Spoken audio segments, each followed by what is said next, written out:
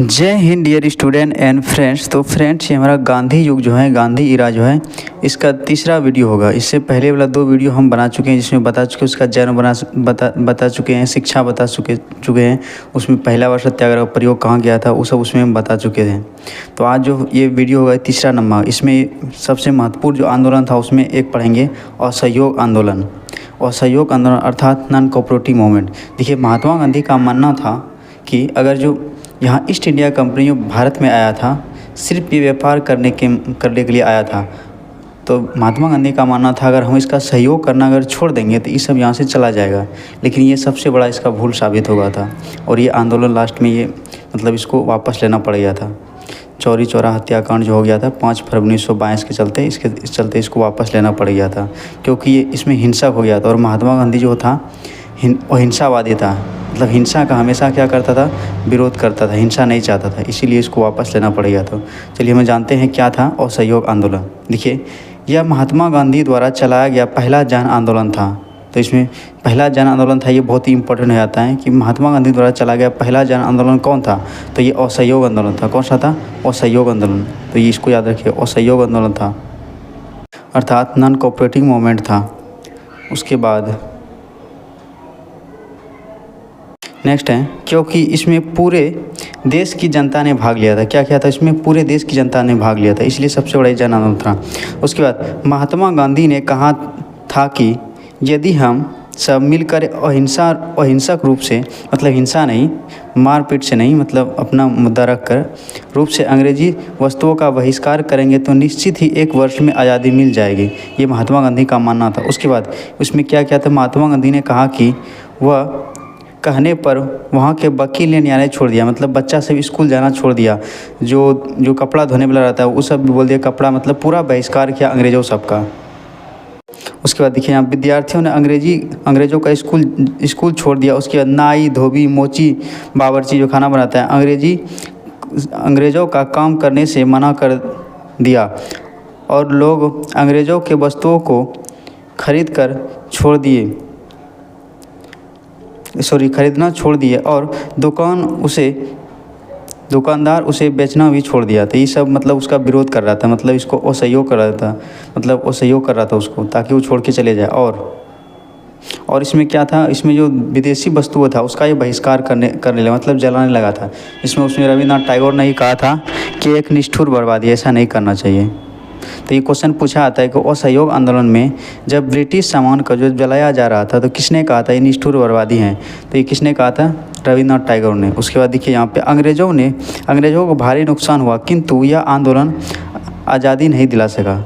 Next देखिए, दक्षिण भारत में असहयोग आंदोलन गोपालाचारी ने किया था, मतलब दक्षिण भारत का नेतृत्व किया था, राजगोपालाचारी ने किया था, ये ध्यान रखिएगा कि ने किया। इसी आंदोलन के दौरान मौलाना मजहर उल हक ने पटना में सदाकत आश्रम की स्थापना की थी। ये क्वेश्चन इंपॉर्टेंट हो जाता है कि पटना में सदाकत आश्रम का स्थापना किसने किया था? तो ये किसने किया था? मौलाना मजहर उल हक ने किया था। ये इसका है, ये पॉइंट याद रखिएगा। नेक्स्ट है CR दास, चित्तरंजन दास था। मोतीलाल नेहरू ने प्रारंभ में ही इस आंदोलन का विरोध किया, मतलब असहयोग आंदोलन जब स्टार्ट कर रहा था उस समय विरोध किया। बाद में वे भी इस आंदोलन से जुड़ गए। उसके बाद इस आंदोलन में जेल जाने वाले पहले पुरुष था, कौन था? CR दास था, चित्तरंजन दास थे, तथा पहली महिला वसंती देवी था। तो ये दोनों इंपॉर्टेंट हो जाता है कि असहयोग आंदोलन में पहली बार जेल कौन गया था? CR दास, और महिला कौन था? वसंती देवी। नेक्स्ट देखिए, अभी बताए थे ये जो हुआ था 5 फरवरी 1922 को, जब इसका आंदोलन करते हुए जो आंदोलनकारी आगे जा रहा था, मतलब नारा लगाते हुए, उसी में क्या कर दिया, मतलब भीड़ देखकर वहाँ का जो स्थानीय था, गोरखपुर में था, वहाँ पे चौरा चौरी जगह पर वहाँ पे क्या किया, मतलब गोली चला दिया पुलिसों ने। उसके चलते वहाँ पे मृत्यु हो गया था। और इसके कारण क्या हुआ था कि वो 5 फरवरी 1922 को चौरी चौरा में भीड़ ने 22 पुलिसकर्मियों को जिंदा जला दिया, मतलब जो गोली चला दिया था वहाँ पर आंदोलनकारी था। तो ये हिंसक का रूप लिया। और महात्मा गांधी क्या था, मतलब हिंसा का हमेशा विरोध करता था, अहिंसावादी था वो। नेक्स्ट उसके बाद इस घटना के समय महात्मा गांधी गुजरात में थे।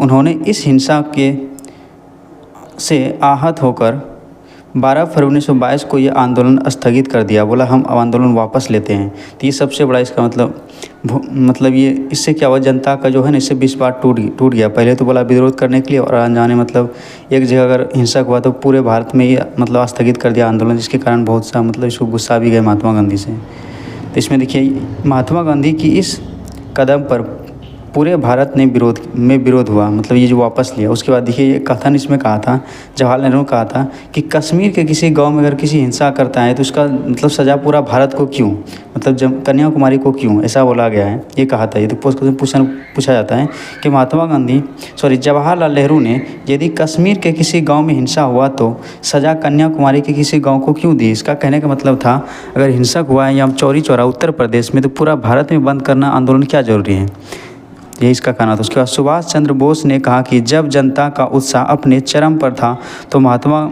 तो गांधी जी द्वारा आंदोलन स्थगित करना एक मूर्खतापूर्ण निर्णय था। मतलब ये भी कह रहा था कि जब हिंसक 2 साल तक हम विरोध कर लिए और इसमें आज़ादी नहीं मिला तो अचानक इसको बंद करने से क्या फ़ायदा, क्योंकि उस समय जनता चरम पर था, मतलब उसका आंदोलन।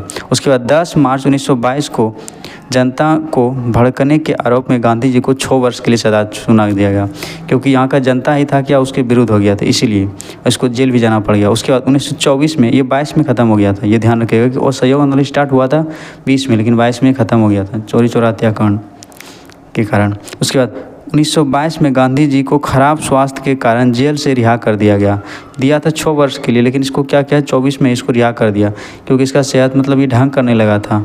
उसको लगा था अगर जो इतना हाईलाइट आदमी अगर मर जाएगा तो अंग्रेज़ सरकार पर मतलब उंगली उठेगा ज़्यादा, इसलिए इसको छोड़ दिया गया। उसके बाद देखिए छोड़ने के बाद 1924 में गांधी जी ने बेलग्राम के अधिवेशन जो केरल में हुआ था, अधिवेशन जो कर्नाटक में हुआ था, बेलगाम कहाँ है, कर्नाटक में, उसका अध्यक्षता किया था।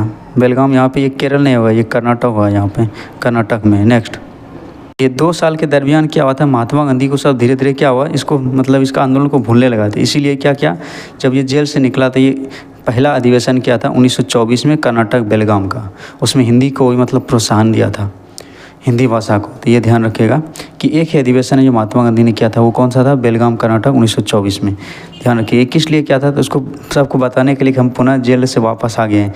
लेकिन ये 4 वर्ष तक और मतलब कोई आंदोलन नहीं किया, क्योंकि इसको सिर्फ सेहत खराब के लिए मतलब के चलते इसको छोड़ा गया था। जब ये आंदोलन 6 वर्ष इसका पूरा हो गया तब इसने आंदोलन स्टार्ट किया था। इसलिए आप देखते होंगे मतलब इस 1922 से मतलब 28 तक में कोई आंदोलन ये नहीं करता है, कि उसको 6 वर्ष का सज़ा दिया गया था। अगर जहाँ ये आंदोलन करता फिर इसको जेल में बंद कर देता। उसके बाद देखिए 30 में स्टार्ट कर दिया था नमक सत्याग्रह, गोलमेज सम्मेलन, इसमें भाग लिया था। यही कारण था कि 6 वर्ष से कोई आंदोलन नहीं किया था। उसके बाद जानेंगे स्वराज दल। देखिए स्वराज का मतलब होता है अपना राज, ये दल मतलब होता है एक पार्टी। उसके बाद देखिए क्या है स्वराज। देखिए 1922 में कांग्रेस के गया अधिवेशन में स्वराज पार्टी का गठन हुआ। तो पूछेगा कि स्वराज पार्टी गठन कब हुआ था, तो 1922 में कांग्रेस के अधिवेशन जो हुआ था गया में, वहीं पे। गया कहाँ है, बिहार में। उसके बाद बिहार में 2 अधिवेशन होते, बांकीपुर और गया। उसके बाद 1 जनवरी 1923 को स्वराज पार्टी का गठन इलाहाबाद में हो गया। इसके पहले अध्यक्ष CR दास, उसके बाद और महासचिव मोतीलाल नेहरू बने थे। तो पूछेगा किसका मतलब ये जो था स्वराज पार्टी का स्थापना किसने किया था 1923 में, तो CR दास ने और मोतीलाल नेहरू ने, दोनों ने मिलकर किया था। उसके बाद इस पार्टी, देखिए इसको जो बनाया गया था इसमें जनता का एक तरह से बहुमत से इसको बनाया गया था, जनता का मन इसमें चलता था। लेकिन इसमें क्या हो गया, धीरे धीरे इसमें मतलब मतभेद होने लगा, जिसके कारण ये पार्टी 28 तक आते थे, ख़त्म हो गया था। इस पार्टी का मुख्य उद्देश्य था केंद्रीय विधानसभा मतलब संसद में घुसकर सरकारी काम में बाधा डालना। जो सरकार जो अंग्रेज़ सरकार था, जो मतलब जो वहाँ पे ज़्यादा मतलब सख्ती से पेश आता था, उसमें क्या करना, ये कंट्रोल करना था, ये इसका था। इसके लिए उन्होंने चुनाव लड़ने का निर्णय लिया और जनता से वादा किया कि वह कोई भी सरकारी पद नहीं लेंगे। और बाद में क्या हो गया, सब पद का भूखा हो गया। इसके कारण ये जो पार्टी है ये बिगड़ने लगा था। नेक्स्ट, उसके बाद केंद्रीय विधानसभा के 100 सीटों में स्वराज दल की 42 सीटें प्राप्त हुई, मतलब 100 में कितना, 42 सीटें। उसके बाद जिस कारण 1923 के चुनाव में स्वराज पार्टी सबसे बड़ी पार्टी बनी। उसके बाद देखिए क्या क्या काम है, सरकारी काम में बाधा डालना उसका जो उद्देश्य था। उसके बाद राज्यों की स्वायत्ता मतलब स्वतंत्रता देना, राज्य का अपना एक कानून चलाया। उसके बाद डेमोनियन स्टेट का मांग किया।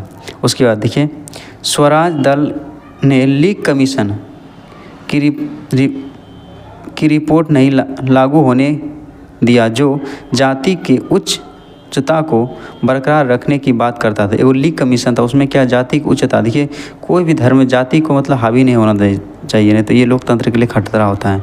इसलिए लीग कमीशन जो था उसका मतलब क्या किया है, मतलब इसमें जाति की उच्चता मतलब बरकरार रखा और लीग कमीशन का क्या हुआ, रिपोर्ट नहीं जारी किया, क्योंकि उसमें क्या कर रहा था, जाति को उच्चता को बरकरार रखने की बात कर रहा था, इसीलिए। उसके बाद स्वराज दल ने मूडी मैन कमीशन का भी रिपोर्ट पारित नहीं होने दिए जो राज्य स्वतंत्रता न लगाकर द्वैत शासन की बात करता था। द्वैत शासन का मतलब होता है एक केंद्र में और एक राज्य में शासन, मतलब शासन सत्ता जो पावर होता है उसको डिस्ट्रीब्यूट करना, मतलब बांटना।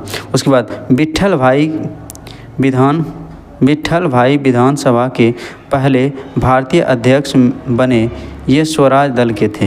ये पॉइंट याद रखिएगा। नेक्स्ट देखिए क्वेश्चन है, उसके बाद है पॉइंट, मोतीलाल नेहरू ने भी सरकारी पद के लिए जिस कारण जनता का विश्वास इस पार्टी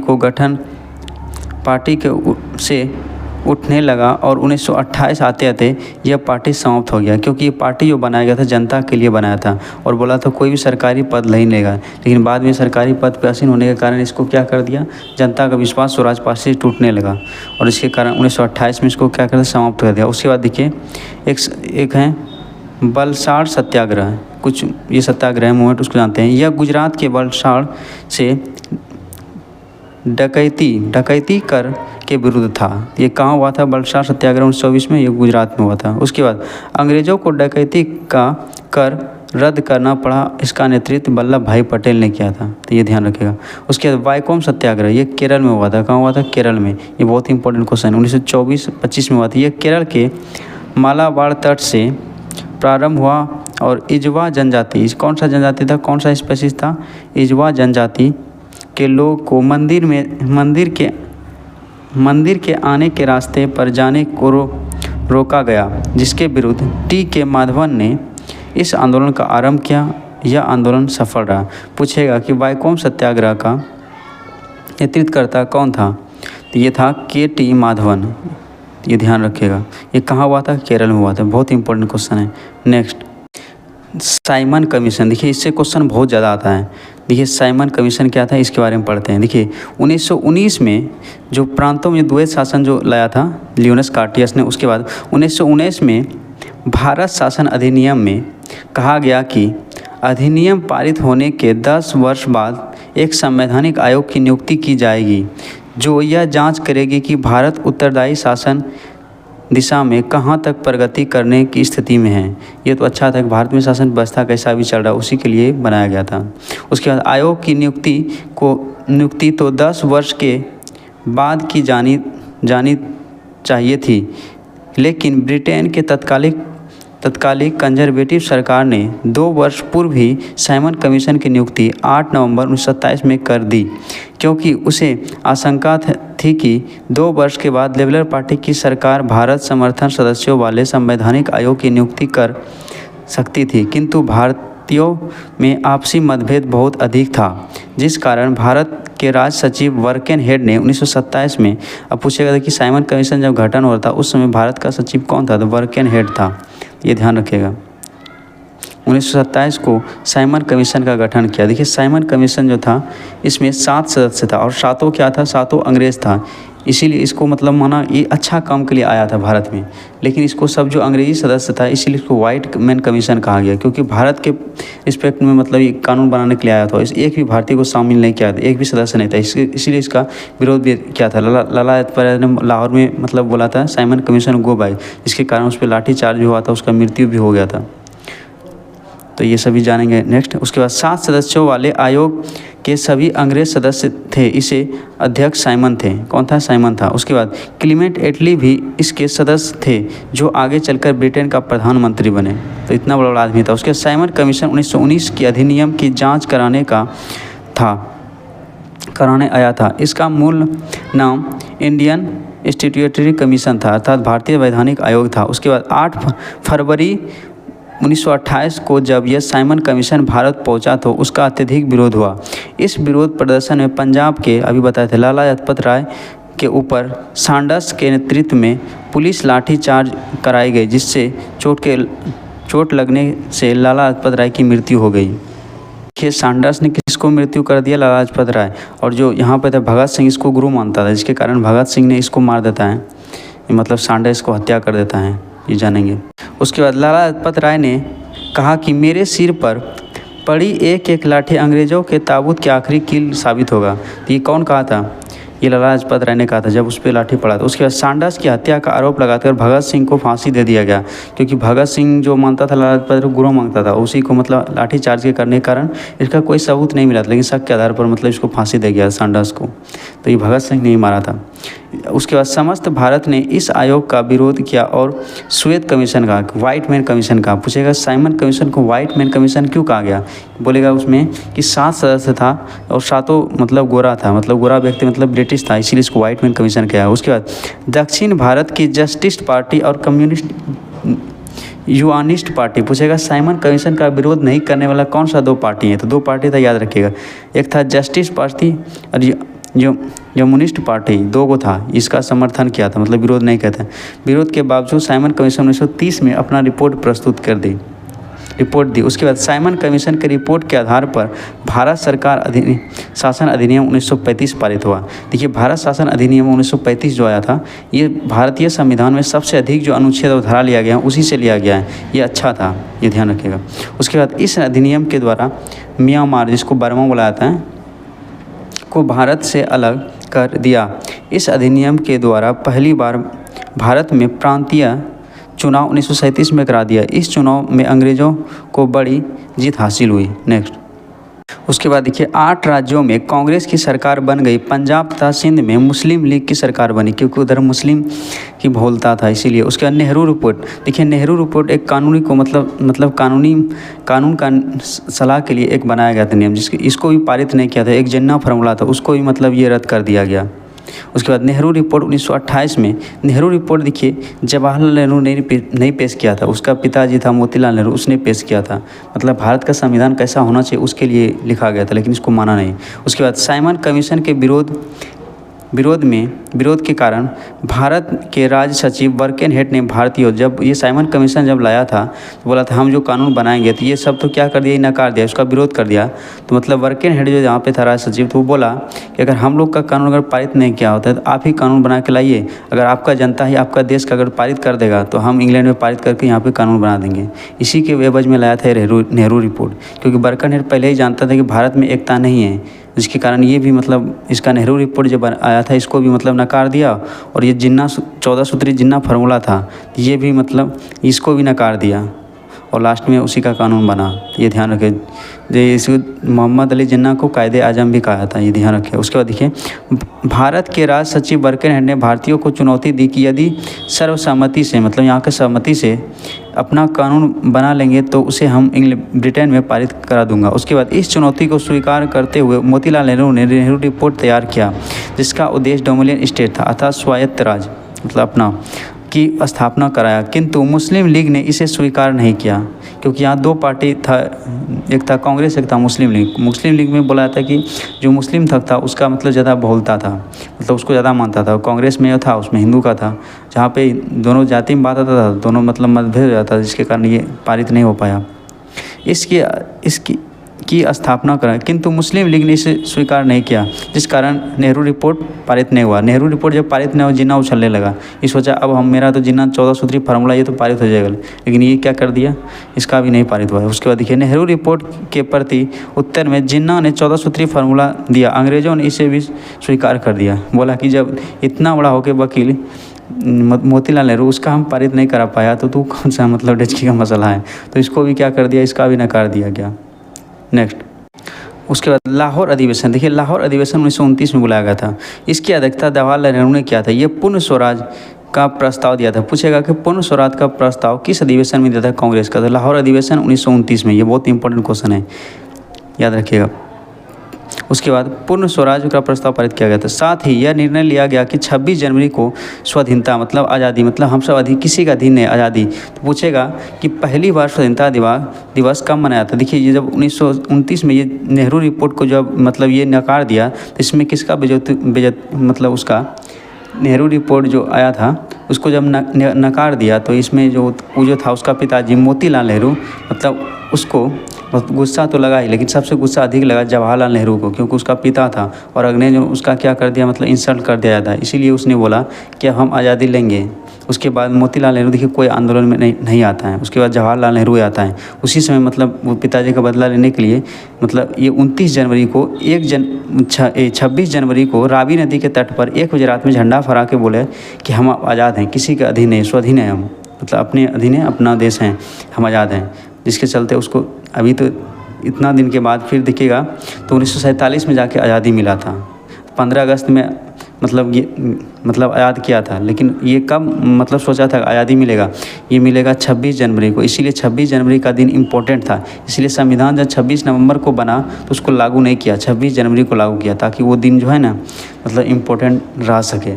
और आज़ादी कब मिला था, 15 अगस्त को। इसीलिए 26 जनवरी जो है इम्पोर्टेंट हो जाता है। उसके बाद इसी कारण 26 नवंबर को संविधान 1949 में संविधान बनने के बावजूद भी 26 नवंबर को लागू किया गया, ताकि उस दिन को मतलब इम्पोर्टेंट बना रहे, क्योंकि उसी दिन जवाहरलाल नेहरू ने बोला था अब सब आज़ाद हैं। कहाँ पे फहराया था, रावी नदी के तट पर, लाहौर में। उसके बाद इस अधिवेशन में लाहौर में रावी नदी के तट पर मध्य रात्रि को जवाहरलाल नेहरू ने तिरंगा लहराया और कहा कि मध्यरात्रि पर जब पूरी दुनिया सो रही है, भारत अपना स्वतंत्रता की नींव रख रहा है।